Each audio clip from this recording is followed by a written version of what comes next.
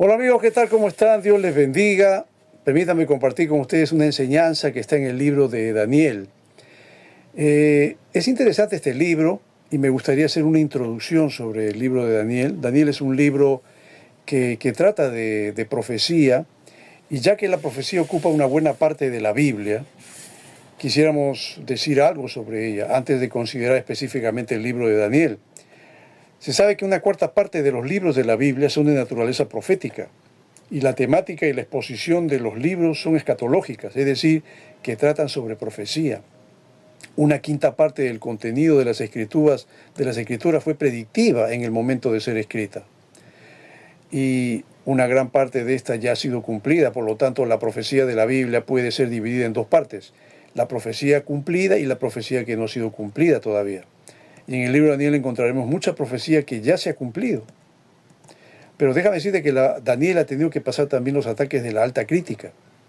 El libro de Daniel ha sido por años el campo de batalla entre los eruditos conservadores y críticos, y mucha de la controversia ha tenido que ver con la fijación de la fecha de la escritura del libro. Porfirio, que fue un hereje del tercer siglo, declaró que el libro de Daniel era una falsificación escrita durante el tiempo de Antíoco Epífanes y de los macabeos. Estamos hablando más o menos del año de alrededor de 170 a.C., casi 400 años después de haber vivido Daniel. Bueno, los críticos alemanes aprovecharon y desarrollaron esta clase de crítica, y estos críticos, así como también los no creyentes de nuestros días, asumen la premisa de que lo sobrenatural no existe. Pero lo interesante es que la Septuaginta, que es la versión griega del Antiguo Testamento, fue traducida antes del periodo de Antíoco Epífanes y contiene el libro de Daniel. Y esta es la razón por la cual los eruditos críticos han ignorado un testimonio similar muy claro de los manuscritos del Mar Muerto. Los rollos del Mar Muerto confirman el hecho de que hubo un solo autor del libro de Isaías. Y los críticos han querido argumentar que había 2 o 3 Isaías que escribieron dicho libro. Y los manuscritos del Mar Muerto están muy vivos en el ambiente intelectual y refutan la crítica en ese punto. Pero fue Isaac Newton quien dijo: el rechazar a Daniel equivale a rechazar la religión cristiana. El historiador Flavio Josefo, en su libro Antigüedades de los Judíos, él también registró un incidente ocurrido durante la época de Alejandro Magno, que apoyó el origen temprano del libro de Daniel. Cuando la invasión de Alejandro alcanzó el cercano oriente, el sumo sacerdote Jadúa se dirigió a su encuentro y le mostró una copia del libro de Daniel, en el cual Alejandro fue claramente mencionado. Y Alejandro quedó tan impresionado que, en vez de destruir Jerusalén, entró en la ciudad en paz y adoró en el templo. Además, nuestro Señor Jesucristo llamó a los fariseos hipócritas, pero Él llamó a Daniel el profeta, como dice ahí Mateo 24:15 y en Marcos 13:14. Francamente hablando, estamos de acuerdo con el Señor Jesús, que, por cierto, nunca revocó sus declaraciones. Y la aprobación del Señor Jesucristo es válida y suficiente para cada creyente, haya o no examinado los argumentos de los críticos, y satisface al cristiano sincero sin tener que estudiar las respuestas de los eruditos conservadores. Bueno, yo quisiera decirles que sabemos hoy día más de Daniel como hombre que sobre cualquier otro profeta. Él ofreció un relato personal de su vida desde el tiempo en que fue llevado cautivo a Babilonia, en el tercer año del rey Joacim, estamos hablando más o menos del año 606 a.C., hasta el primer año del rey Ciro, alrededor de 536 a.C. El nombre Daniel significa Dios es mi juez, o también justicia de Dios. Y la vida y el ministerio de Daniel llenaron, la totalidad de los 70 años de la cautividad. Al comienzo del libro era un joven adolescente y al final ya era un anciano más o menos de unos 80 o más años. Y aquí tenemos la evaluación de Dios de este hombre. En Daniel capítulo 10, versículo 11, le va a decir a Daniel, es la opinión de Dios con respecto a él: Daniel, varón muy amado. Hay 3 palabras que caracterizan la vida de Daniel: es propósito, oración y profecía. Y en primer lugar, Daniel era un hombre de propósito. cuando el rey decretó que todos tenían que comer, por ejemplo, los mismos alimentos, Daniel y sus amigos decidieron que ellos iban a obedecer la ley de Moisés. Y así lo hicieron. Por ello decimos que era un hombre de propósito y podemos comprobarlo a través de todo su libro. Aquí había un hombre que se mantuvo firme y tuvo el valor, la fuerza interior de pronunciar la palabra de Dios. Y Daniel no era solamente un hombre de propósito, sino que también era un hombre de oración. Encontramos en la Biblia varias referencias sobre eso. Hay varios incidentes registrados en este libro sobre la vida de oración de Daniel. Por cierto, fue la oración la que hizo que Daniel fuera a parar al foso de los leones. Y Daniel fue un hombre de profecía. El libro de Daniel, como veremos, se divide en dos partes iguales. La primera parte es una parte histórica y la segunda parte es profecía. Daniel nos dio el esquema de profecía en el cual encaja toda la profecía, ¿no?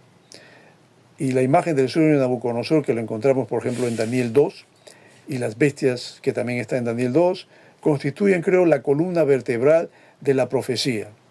Las 70 semanas, en Daniel 9, son como las costillas que encajan en su debido lugar. Y el versículo clave del libro de Daniel se encuentra en el versículo capítulo 2, verso 44, que dice: en los días de estos reyes, el Dios del cielo levantará un reino que no será jamás destruido, ni será el reino dejado a otro pueblo. Desmenuzará y consumirá a todos estos reinos, pero Él permanecerá para siempre. Asimismo, Daniel 12:4, que une, digamos, los tiempos de las naciones no judías, ¿no? O Lucas 21, lo encontramos en Lucas 21:4 como el gobierno de los no gentiles, y el tiempo del fin. Es decir, une los tiempos de las naciones no judías y el tiempo del fin. Para la nación de Israel, en el gran periodo que se llama de la gran tribulación. Y esta crisis que vendrá resultará en el establecimiento por parte de Cristo del reino milenario, ¿no? Que sabemos se encuentra en Apocalipsis capítulo 20. Pero Daniel 12:4 dice: pero tú, Daniel, cierra las palabras y sella el libro hasta el tiempo del fin. Muchos correrán de aquí para allá y la ciencia aumentará. El libro de Daniel trata los asuntos políticos, aparte de los asuntos eclesiásticos, proporcionando el resultado final de los eventos y las cuestiones que actúan en el mundo actual. Y responde a la pregunta: ¿quién gobernará el mundo? Y no responde la pregunta: ¿cómo se convertirá el mundo? Pero sí sabemos quién será aquel que gobierne el mundo en el futuro. Quizá un futuro no muy lejano, cuando hablamos de este personaje terrible que la Biblia llama el anticristo. Pero que no va a ser el gobernante definitivo, porque sabemos muy bien que los cielos y la tierra le pertenecen a Dios. Y que al final, el que es llamado Rey de Reyes y Señor de Señores, que es Jesucristo, Él será el gobernante final. El libro de Daniel, creo yo, es la clave para la comprensión de otras partes de la Biblia. Nuestro Señor, en el discurso del Monte de los Olivos, Él solo citó el libro, citó el libro de Daniel. Y ahí vamos a ver que el libro de Apocalipsis, que muchos consideran es un libro enigmático, es un libro que tiene muchas figuras, entonces es un poco difícil de entender. Pero déjame decirte que Apocalipsis, sin el libro de Daniel, sí sería un enigma.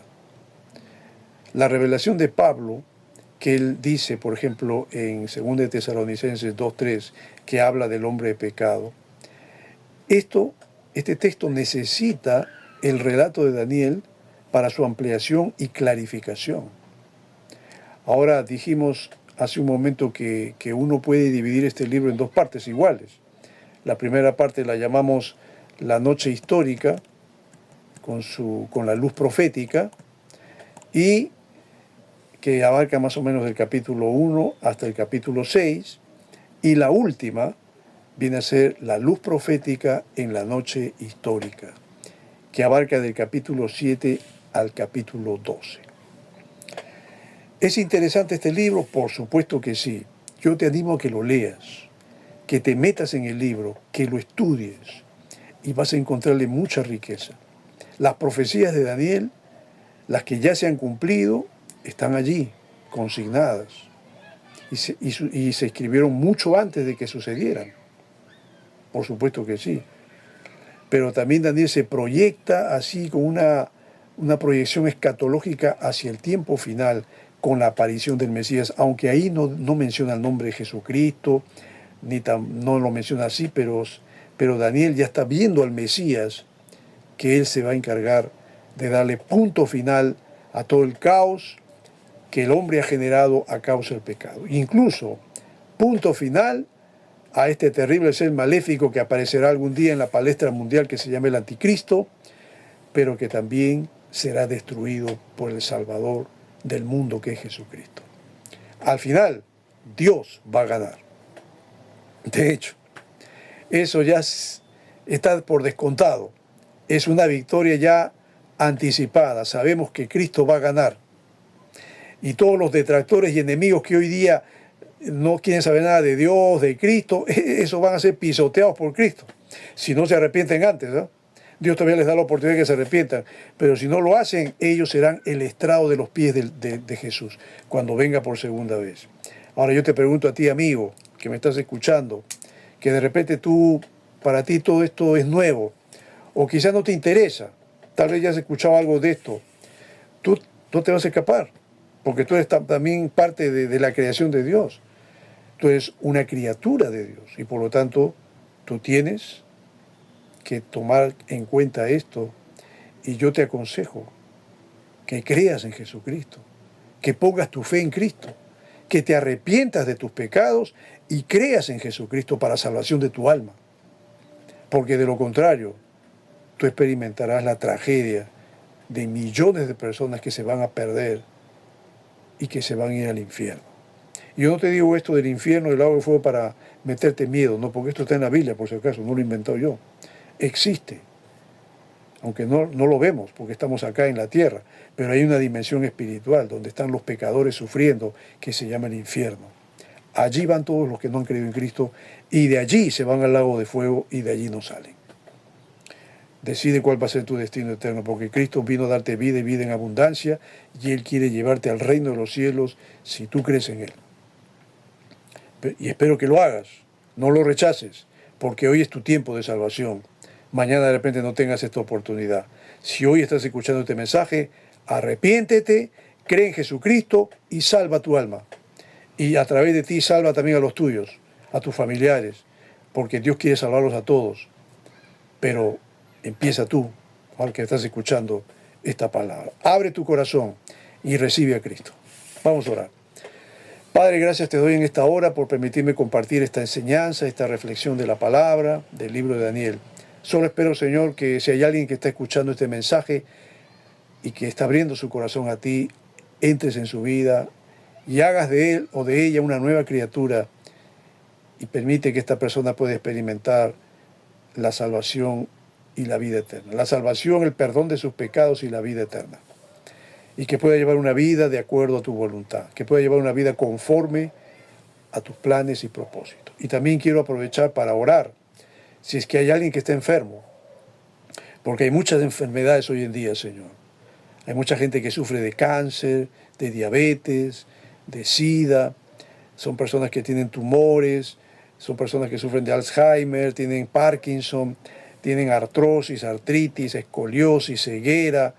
Muchas personas están padeciendo diversos males, terribles enfermedades, postrados en cama. Yo quiero decirte a ti que estás escuchando, que estoy orando por ti en esta hora, que abras tu corazón y dile a Jesús: Señor, entra a mi vida. Señor, cambia mi vida. Señor, ten compasión de mí y pon tu mano de sanidad y quita esta enfermedad, esta dolencia que me está afectando, porque yo creo en ti. El Salmo 103 dice: Jehová, sana tus dolencias. Y el Salmo, Isaías 53 dice que Cristo llevó nuestras enfermedades y por sus llagas fuimos sanados. Señor, yo oro para que sanes a aquel que ahora está orando y está pidiéndote en el nombre de Cristo que tú obres una poderosa sanidad en su vida. Gracias, Señor. Te pido todo esto en ese nombre que es sobre todo nombre, en el nombre de Jesús. Amén. Te agradezco por este tiempo que me has dado para compartirte esta enseñanza y que Dios te bendiga.